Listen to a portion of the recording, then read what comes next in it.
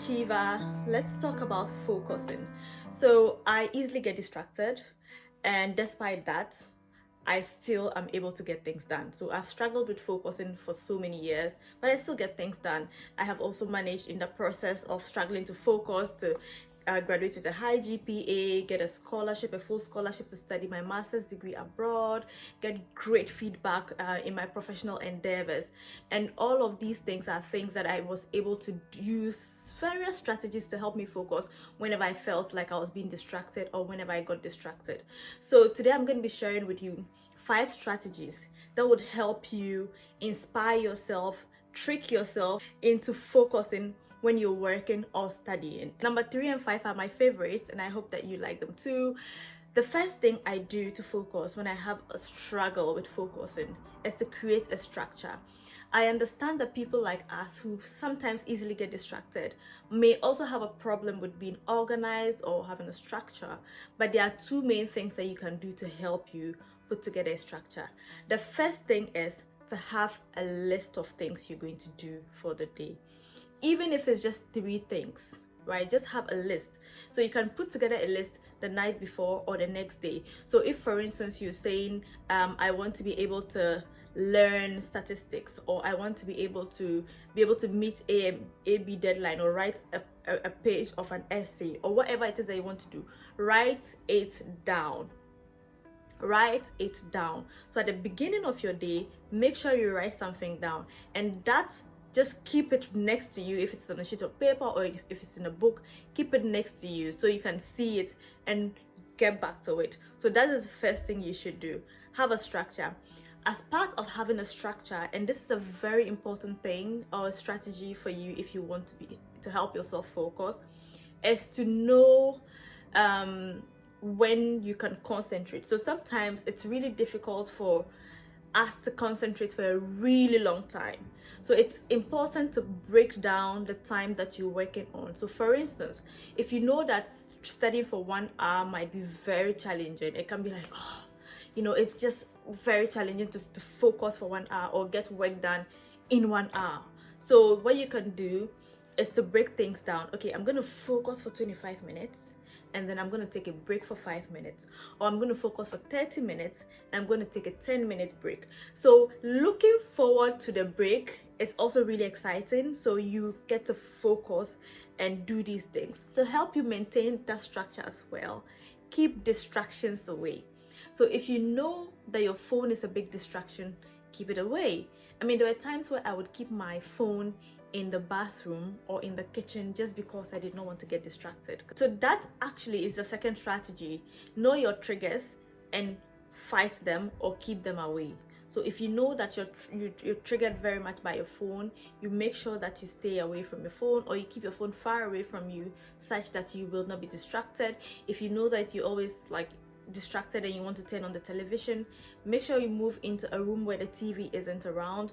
If you know that maybe your siblings are in one room or whatever, and then they're likely to distract you, know what that is and turn it away. So for instance, sometimes when I'm working, I do not constantly have my notifications for Teams popping on my screen because I easily get distracted.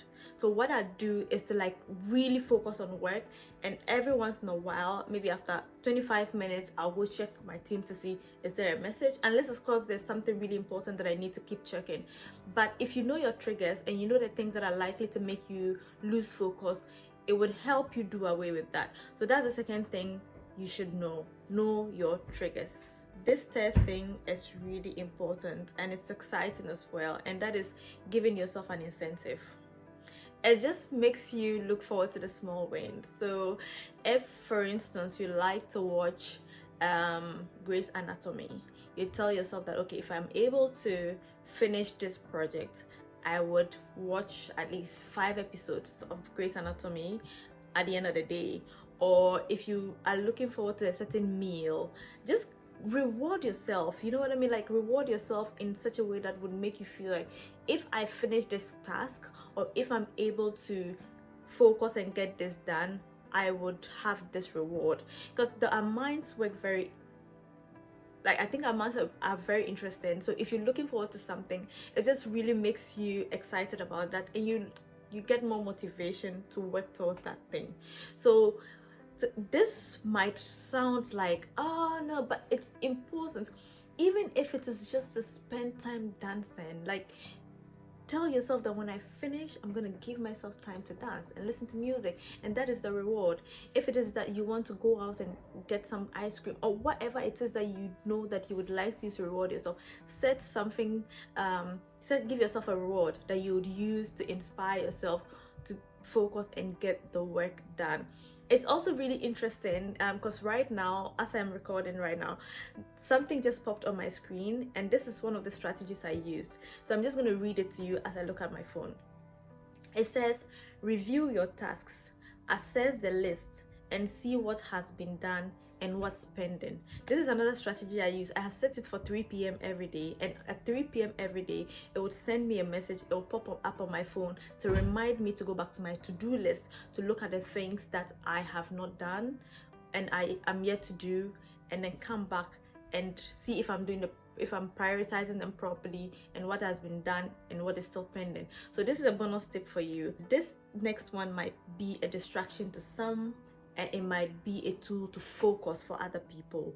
It helps me to focus, but it also really depends on what exactly it is that I have in the background, and that is white noise. I mean, there's white noise, I know there's black noise, but you know, the sounds that can help you focus. So it can be some kind of music, it can be like a playlist that helps you focus, it could be jazz, it can be reggae music. There's a time where I would listen to reggae music and it would help me focus. I'm not kidding. Like, I can just have a playlist of country reggae. So like, you know, there's reggae music that's like country music, and it's just really nice.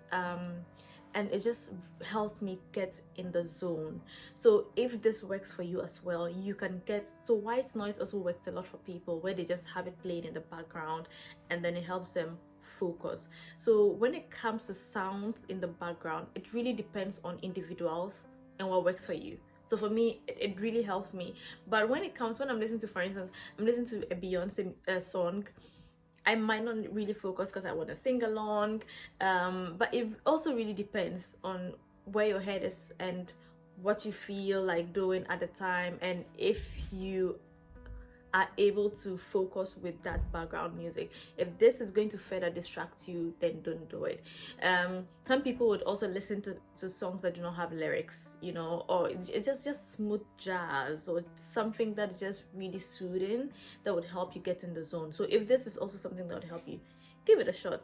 It might help. The last thing I'm going to say is know what time you focus best. Know what time you focus best. So are you an early bird? Are you a night owl? What time do you focus best? So when you wake up in the morning and then you start work at 7 a.m. or 8 a.m. or you start studying at 7 a.m. or 8 a.m., do you focus more? Do you I'm gonna tell you a funny story after this because I just remembered something. Do you focus more at night, or do you get distracted at night?